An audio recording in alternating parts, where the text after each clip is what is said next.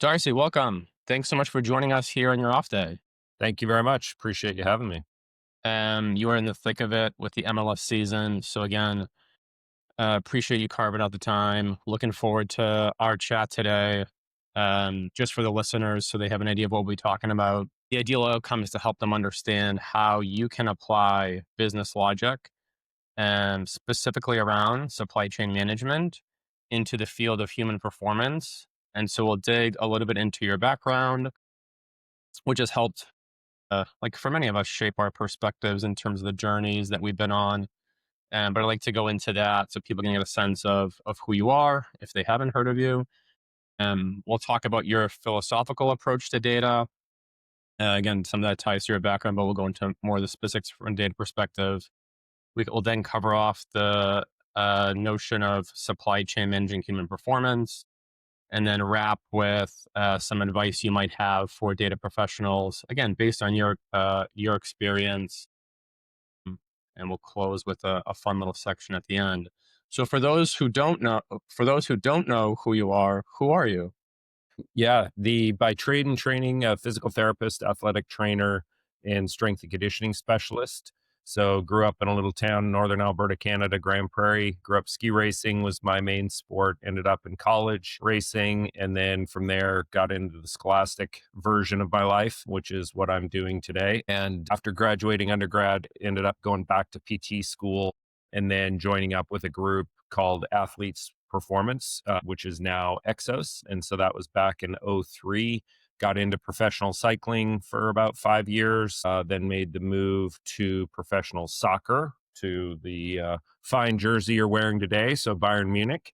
And then spent a couple years there as a fitness rehab coach, then joined the German national team for a European Championship and two World Cups. And at the same time, as really when I got into data, it was also working with Adidas and their My Coach team in constructing a GPS monitoring system for players. After that, I became the director of performance for AS Roma for 3 years, and then made my way back to the States, where I joined the US men's national team in 19 for World Cup 2020, 22, and just recently made the jump from the national team to the Chicago Fires, or director of physical performance and player wellness since the beginning of the season.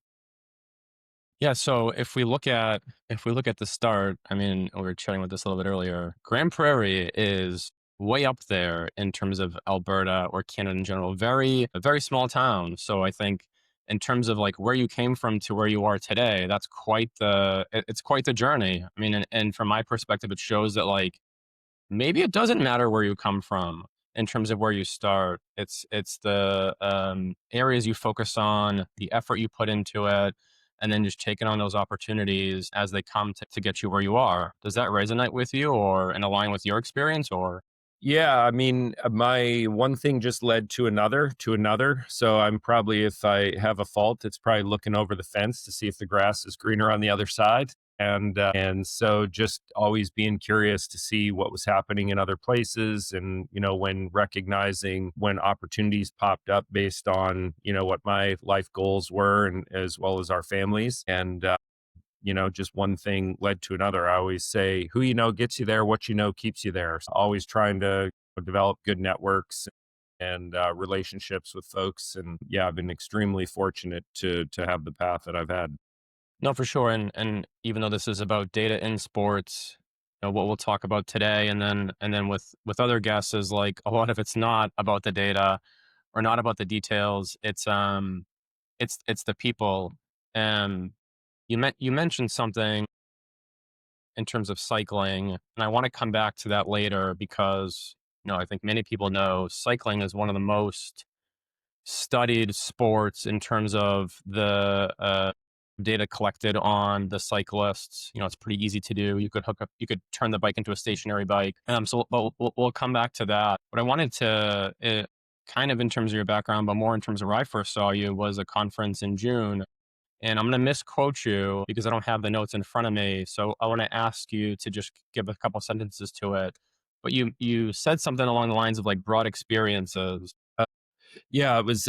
I think I was talking to somebody one day, And, and they asked me what I did.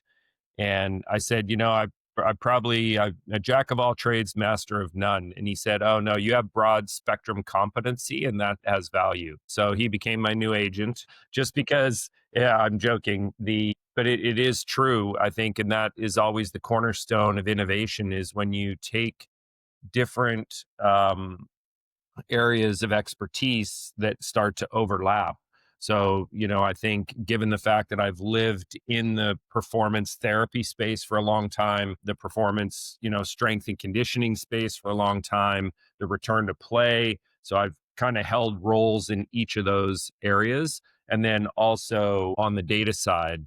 And, one group that I left out in my journey is Kitman Labs. And so I joined them when I made my way back to the States after Roma. So I was doing kind of two jobs, working with the men's national team as well as working with Kitman Labs, and which was working with a bunch of other teams to help them organize their data and information. So that was a massive learning experience for me and continues to be a huge driving force in kind of how we're putting things together at the Fire. Yeah, for sure. And it also shows how broad the sports ecosystem is. Like, you don't necessarily need to work at a team or a club that, especially now with sports tech, as they call it, there's a lot more data companies, a lot more software companies trying to figure out, again, how to support people like you. Again, before going into your approach to data, because you just mentioned it in terms of like how Kitman had helped you, along with working in sport and with cycling. So I looked this up and I didn't do like the most extensive research, but you're, I think, rare in terms of the number of like staff members or coaches in terms of being at 3 World Cups and with two different nations. So I think we're gonna have to do like a fact check on that to see in terms of if there's a list, because you won with the German national team in 2014. And again, you mentioned 2022 with the US men's national team. So again, like that is like pretty rare company to be in based on my Google and AI searching last night.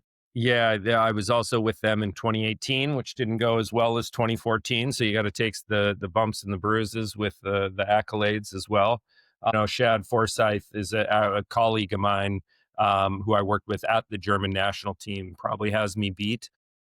And funny enough, him and I went to undergraduate school together. So Wow. that's another, yeah, kind of fun fact of just relationships and tying things together, how kind of journeys can go apart and come back together. He was with the German national team for 4 or 5 World Cups since 2006, 10, 14, 18, and 22. Um, no, yeah, 22. And, he was at Arsenal, Dortmund, now on to Sunderland. Yeah, tons of great soccer experience from his side as well. Wow.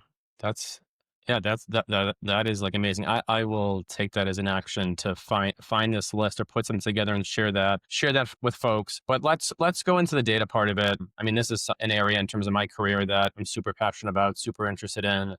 And you seem to be a data guy. So can you just go into like your approach to data, maybe where it started? Again, like help give people a sense of like the depth of experience, and as well as like how broad it is. Because again, you've had a number of experiences across sports, across countries, both from the education perspective and practical. And I think helping people understand the foundation of like where your point of view or philosophy on data comes from that will be super useful as we lead into the topic of the supply chain managing human performance after. Yeah, I'll probably sound like a few people's parents here in the sense, when I first started, I've been in the business for a while. We really just had Excel, and I was a, physical therapist, strength coach. So not, and this was back in the early 2000s, late 90s. So really, for me, it was just Excel, and we were using that for some programming and keeping track. But we didn't have a lot of data. It was sets, reps, dynamometers, goniometers. They're tools to measure range of motion and force production on a basic level. You had your stopwatch, your tape measure, and that was really your data in rehabbing and performing or putting programming together for athletes. And in that time is when innovation really started happening with companies like Kaiser and Power and trying to quantify more what the athlete was doing. And so it went from Excel to pivot tables to then Power Pivot to then access databases. And then, that's where it started getting bigger and bigger. And then, my first GPS system was in 2009 when I was at Bayern Munich. That was my first experience in working with a GPS system. So that was an influx, so we learned about how the limitations of Excel and columns and rows and formula writing. And then when I got back to the US, when I joined forces back up with Exos, and was working with the German national team and Adidas, we started doing a lot more data, obviously, because we're getting a lot more information. And then it wasn't until 2015, 16 before force plates became a pseudo normal thing in sporting environments. Normally you'd have to go to a lab for that, but we had our first set of force plates at Rome, and I think they were like 10 to 15 grand. Now it's much more affordable. And so collecting information there, you've always kind of had these tendo units or velocity based training, but people didn't really appreciate the value of that until more recently. And so that was, kind of the weight room. You had the power meters and cycling, the GPS systems. And so yeah, it just started getting bigger and bigger to where then, became athlete management systems and companies like Kitman that had to kind of help people collate all this information and make it usable and structure it in ways that were clean and organized so you could actually do something with it fairly quickly. And so, yeah, that's been the experience. And now, with Python, R, machine learning models, AI, like it's beyond my capacity and ability. I'm probably the driver of the car, but definitely don't know how all the parts work together in a very organized way. I probably know enough to be dangerous, but yeah, it's amazing what we're able to do. Almost distracting to what we're trying to accomplish, because you can get so caught up in the nuance of stuff that you kind of lose sight on what the actual what you're trying to accomplish. No, for sure. I mean, we see this in the business world too, right? Where it's just like data everywhere. Everything's about data, analytics, AI. AI is taking over. And yet, if you can't ask the right questions or understand the context, it's like what outcome you want, in a way, the data becomes irrelevant or less useful because, like to your point towards the end, you're then swimming in it and you're like, are we missing the point here? It's the forest through the trees. Yeah, I would say too, like, I think because there is so much data, people are just looking for things in the data. And so that ends up being extremely distracting to the point you just made. And I think the biggest thing that I see in today's practitioners is they're so focused on data that they lose sight on their actual planning and programming and periodization of what they're trying to accomplish on, similar to the book we just mutually read, how Right. big projects get done. Is that, yeah, they're just looking at this data and they're getting lost in it and not knowing where to go or what to do with it, rather than kind of starting with a good plan and periodization of what they're trying to accomplish, and then asking the questions and go finding the answer to upgrade their systems and structures and so forth. Yeah, 100%. I mean, and it comes into managing the systems and processes. So that's actually a nice segue into supply chain managing human performance. So I'm sure people have heard of human performance. I'm sure people have also heard of supply chain management. How do you combine those two? Like, where did this come from? Where did this come from? Because you have I think you've been like thinking about this, looking at it, or talking about it for the better part of 10 years, it seems, or at least it's been around. Or am I completely wrong? Like, give us a sense of like, what is this? Like, where did this start? And more so in terms of applications. Yeah, it really, I think it started with my time in Exos or Athletes Performance, where they really gave me the scaffolding to understand how human performance works and all the components of human performance, building and rebuilding athletes. And then from there, kind of on the journey, you put pieces together, you're reading books, kind of improving your mental models of how things work and balance out together. And after the 2014 World Cup, when Germany won, that I was fortunate to be a part of. A friend of mine was chatting, be like, "Hey, what do you think? Why was it? How did you win? What did you do? What was different?" And, what it really came down to from my perspective was how well organized everything was, to the point where, almost no decision was a bad decision. There was certainly better decisions, but it was so well put together, from the German Federation that, yeah, we had, just everything was so organized that it took all the mental stress out of it and you could just perform. And so this friend of mine was a business person and he said, "It sounds like you supply chain managed human performance." And I was like, "Oh, I'm not familiar with that term, being more a therapy performance person." So I went and looked it up and I was like, "Man, that's kind of what we did." And if you go to the Council of Supply Chain Management, there's six kind of big components. There's planning, right? Which we're all familiar with. Sourcing, and in our business, it's human capital, it's players, it's staff, it's those kind of bits. You have to make the product, which is training.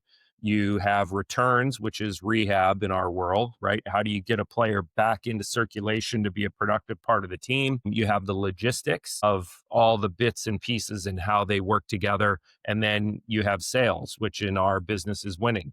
And so if you kind of frame it up, they are very analogous to each other. So you break it up into their component parts to make sure you're operating really thorough in each of those areas. And that's where data is a massive piece because you're just collecting information on all these areas to give you better information to upgrade your systems to drive better outcomes. The same time, the way that you described it in terms of different components, say within an organization, like I would think one person's not doing all those parts, right? You might have multiple team members. So then how is it not about the data and like why and where does communication play a part in all of this and having the pieces work together?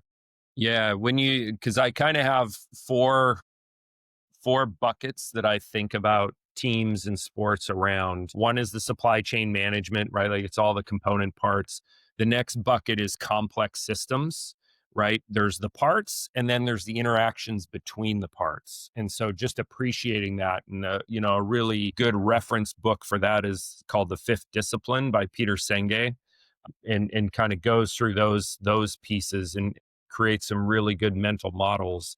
But that's, then drives culture and how you frame up the culture of a group. And then the other piece is being data informed, like we talked about, the information to, put a stick in the sand to upgrade your conversations or decision making or challenge your heuristics and biases within the organization or within your day to day. And then I mean, again, I mentioned corporate earlier in terms of how some things are similar. I think it's similar in the corporate world, for those who are maybe data professionals now working in a business, like they might be facing similar challenges or experiences insofar as like there's different departments they're working with. Each might manage their own decisions, but collectively you need to work towards a common goal. There's a whole lot of data in different systems, and it's not just about analyzing the data and saying, okay, here's what we should do based on maybe sometimes a myopic view. It's looking at the bigger picture and working with others. And in terms of supply chain management, it's you could be a manufacturing firm that needs to source parts or what have you for that might be brake pads for an airplane. But in terms of sports world and more specifically what we call soccer in America but globally football, can you give some examples of how in your experience this framework of supply chain managing human performance might have been useful in terms of perhaps like understanding the fitness of a player, like are they ready to play? Like you mentioned, return to play. That's very big in football. Or even like how do you select players for a match? And you don't need to divulge like specific examples of like, oh, in this year it was this club and this player. Yeah. But I think it would give folks some, especially ones that might not be so familiar with either the topic or the sport of football, to help it really crystallize for them of like, hey, how could this be applied? Yeah, I mean, there's tons, gosh, no shortage of examples. Like just if you take the planning, for instance, we use what's called I call it a custom calendar. So we take the actual calendar days of the week, and then we determine how many days after a game that day is, or how many days before a game. So those are what we call plus minuses. So +1, +2 days after a game, -1, 2, 3 days before the next game. You overlay those two columns, and then you get a plus minus on that day. And then you see, are we in a 6 day game week, a 5 day, a 4 day, a 3 day?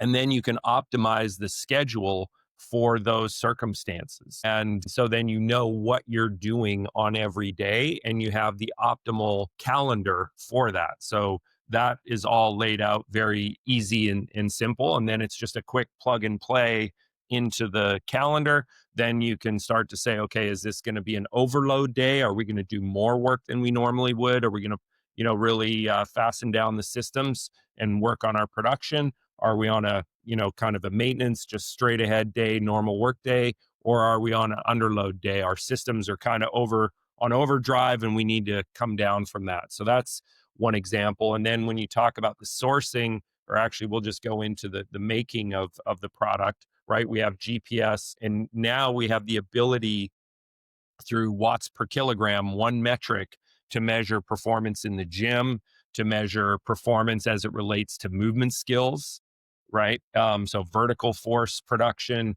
horizontal force production into executing skills like change of direction, acceleration out onto the pitch. So now we have one metric across the whole span that we can start to really quantify what the ability of the athlete is. And then you can put that in the group of athletes and their performance to the game metrics. And so that's the making of the product of what you're trying to do, which is score goals, expected goals, or expected goals against, minimize that number. And on the performance side, optimize performance of the player. And then on the defensive side, availability, right? Having available players or your best team to be able to put out on the field.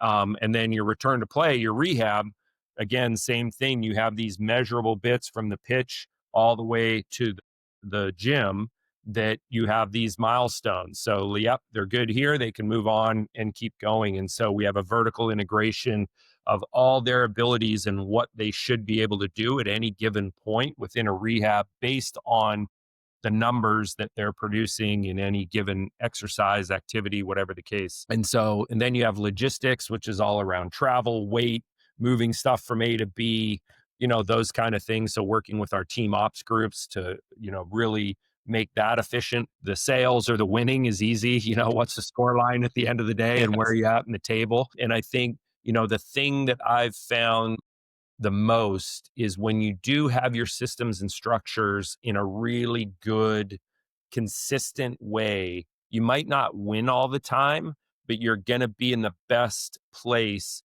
to make any adjustments needed very quickly to be able to adapt to the current market status of the water you're swimming in. And I think the teams that don't have that approach or aren't organized in that way, you're going to see like highs and lows. They'll be here today, down tomorrow. And the fluctuation is going to be a lot heavier than the teams that are always consistently, kind of operating at the top. Again, it's really hard to win a tournament, a league, things like that. Certainly some luck involved, but at least you'll be operating at the highest possible level at any given point. And then it's just continually upgrading your systems and structures to maximize, to get the most potential out of your systems. Oh, I love that. And then as someone who's also just a fan of sport, and not just here in America with soccer or ice hockey or what have you, football globally, I'm gonna look at it from that lens too, in terms of like teams across the season, how they're fluctuating, is it highs and lows, to not like dig into, okay, is this what's happening behind the scenes? Because as better than most, it's very complex. Players still have to play. There's that whole human, like actual human aspect of it. But I think it's another thing that we all can think about is like, okay, why is this happening with this team? If it's not so obvious, it could be something in terms of the broader systems. But as we know, there's many factors at play. So Yeah, you could. I was just going to say, you can almost think of it like if you were an investment firm investing in companies, right? You're going to go dig into that company to see what their system structures, what their volatility is before you're going to invest in, should I bet on this group? And And I think, you can certainly do something similar in sports. You see the teams that are like the Liverpools or the Man Cities that are, the Bayern Munichs that are operating always at a high level is because they have their systems and structures really buttoned up to be able to deal with those demands. Yeah, for sure. So I will look into that. Hopefully, others do too. And before we wrap with the last fun segment, based on your experience, is there any advice or recommendations that you would give to specifically data professionals today, whether they work in sport or don't work in sport? Again, based on your point of view, your collective experience, if somebody wants to either break into broader sports ecosystem, could be at a sports tech company, could be at a club, to give them the best chance of success, all else equal. Yeah, I mean, we're a results based business, right? And so it's about being able to answer people's questions and, just to produce graphs and things for things sake. What are the questions people have, and can you provide the answers to that through data to put that stick in the sand to upgrade conversations? Because usually what happens is you answer a question, you end up with 10 more questions, and so I think that is the big one. A lot of people are just kind of producing stuff, but it's not really going towards solving problems. And I think that's a big piece of it. And then, I think, is it sustainable? Is it repeatable? Is it scalable? That is another big piece because you can do these kind of little niche one-offs, but it just doesn't scale for what the sport or the organization needs. No, for sure. I mean, again, I'm repeating myself, though I think it's important, especially for those listening who are in the corporate world, is like you can do something with a small sample size, but then how do you scale it across the organization is usually different. Completely different situation. And so I think that's great advice for those that either, again, are either in the field or want to break in the field and have success based on someone who's had, breadth and depth of experience. So thanks for that. Before we wrap, we started with you in terms of your background. We're going to finish with you. This is, I think, the only named segment here, which is behind the data. So we want to give people a sense of like, who are you? Away from sports, away from data. So it's kind of rapid fire, but I'm gonna ask four questions to get a sense of what are your interests and the things what are you all about. So let's start with this one. You've lived all over in terms of your work. I mean, you come from a place that it's up there in Canada, but I've heard the Canadian wilderness is like fantastic. Like genuinely do mean this. But so with that, is there a place that's like whether it's close to where you are now or far that's like special in your heart? That is just again, it just holds a place.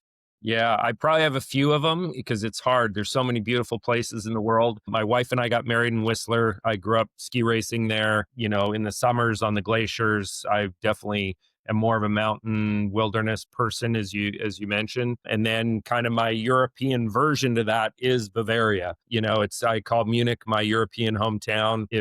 Phenomenal area, southern Germany, Austria. If you've never been, definitely go. It's the quality of life there is phenomenal. I can agree on both. Whistler is phenomenal. I had never been, and now I go once or twice a year. And probably we live in Lake Tahoe now is where home is, where our kids grew up. So that's the other our home area. So yeah, there's a common theme there for sure. Definitely. Love that. In terms of food, do you have like a favorite meal? It could be comfort food. It could be like a pregame meal that you have as like a habit. And this could be like from a specific restaurant. It could be homemade. Do you have anything in mind?